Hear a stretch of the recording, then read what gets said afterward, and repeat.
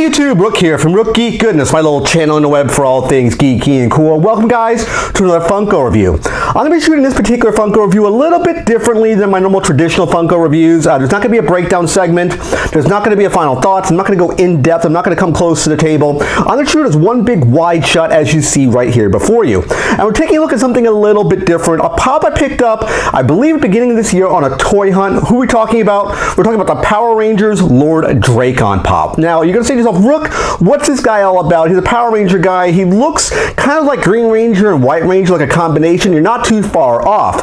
If you're not familiar with Lord Drakkon, he was created by Boom Studios as part of the Shattered Grid comic series about somewhere in the middle of 2018. It was a very, very big comic event. It had a lot of press. It blew up really quickly. The issue was that he came out and he appeared in, I think they had 5 covers for it. I think they had some deluxe covers, which is a little bit more expensive. I think they were poly bags, so you couldn't tell which comic cover you're going to be getting. So there are all sorts of different bags and comics. I wanted to get that book, but unfortunately, because they sold out rather quickly, it demanded a high markup price on the secondary market. I think it was going between $30 and $40 online. It was a ridiculous markup for that particular comic.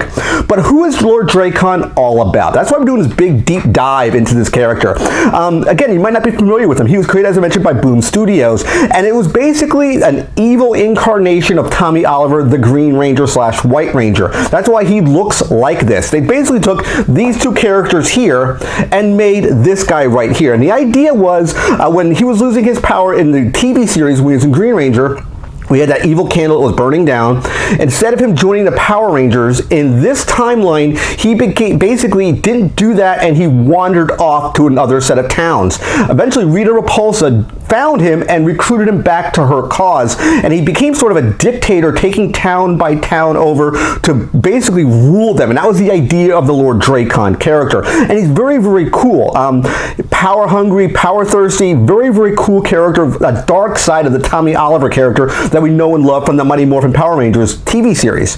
It's a very, very cool idea. I'm very happy to pick this guy up for my collection. I did get him on a toy hunt, as I mentioned earlier, and he's a very, very cool character. Let's get in this guy right now. Let's take a look at the packaging here if you're not familiar with Lord Drakkon. He's Pop Comics number 17. I'll get up close shots of everything so you can see it kind of in the light box. Your typical window box display. Of course, we have the Lord Drakkon signature here. We have the Pop Comics number 17 Power Rangers right there. Now you might notice right here the sticker. This is limited to 30,000 pieces worldwide. It's a PF exclusive pop. Very, very cool piece. He looks very, very neat.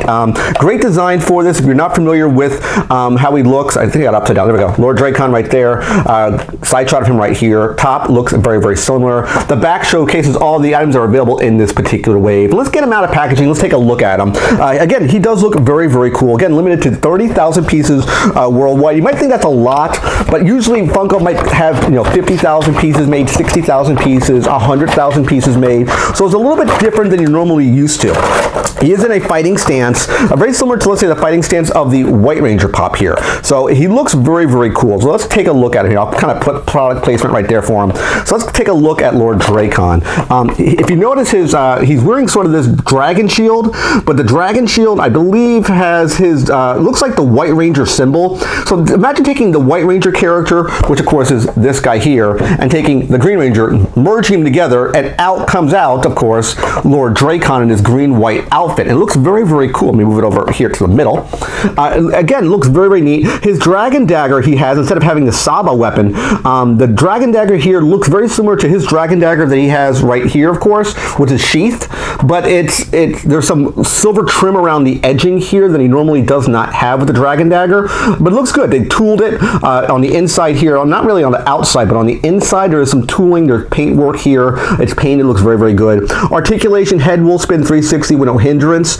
He does look very, very neat. They did a really good job taking this character, which is really designed for the Boom Studios comic, and transitioning it into this. Now, one thing I didn't mention, I'll put him up here real quick, is that Jason David Frank was super behind this character. So behind this character, they made a commercial to kind of kickstart the Shattered Grid launch, and he was dressed up. Jason David Frank was dressed up as Lord Drakkon. I thought that was a very, very cool touch to have the actor Jason David Frank play this role in that that sort of commercial. It was very, very neat, and I think it's really hyped up the comic series when that issue debuted. I think it was Boom Studios, I believe it was Shattered Grid, I believe it was issue number 8 or 9, but I could be wrong there, so don't hold me to that. He has an outstretched hand here. He has basically his suit is, of course, black. He has his black and gold crown crest right here, red visor. Very similar. I mean, the visor is not red, but it's black on White Ranger. It's a red visor right here, gold paint that we know for, let's say, the White Ranger, of course. I love the dragon shield, or this shielding armor he has here. The green and white and gold trim just really makes his character pop. I think it's a very, very cool pop that they took something that was really designed as a comic book medium pop and transitioned it into a vinyl figure form. I think it's very, very cool. I think if you're a big fan of Power Rangers, if you're a big fan of the cartoons, or rather the TV show, the comics, the medium, the format, how it works. And of course, Saban didn't create this. Boom Studio created it. That's why I thought this was very, very cool, because it wasn't really Saban's approach. It was Boom Studios' approach to make a bad guy Power Ranger. Think of it as sort of like an Elseworld story for DC, or a what if storyline. What if Tommy went bad, or Elseworlds. Sort of the multiverse idea. That's sort of what this guy was all about. And again, I hope you like this video review, of course, of Pop's Comics, Power Rangers for Saban, number 17, Lord Drakkon. Remember to always click that like button, click the subscribe button, subscribe to the channel, click the bell to kind of be notified of my latest videos. And of course, last but not least, you can click windows over here to watch more of my content. Take care, guys. See you next video. And bye-bye.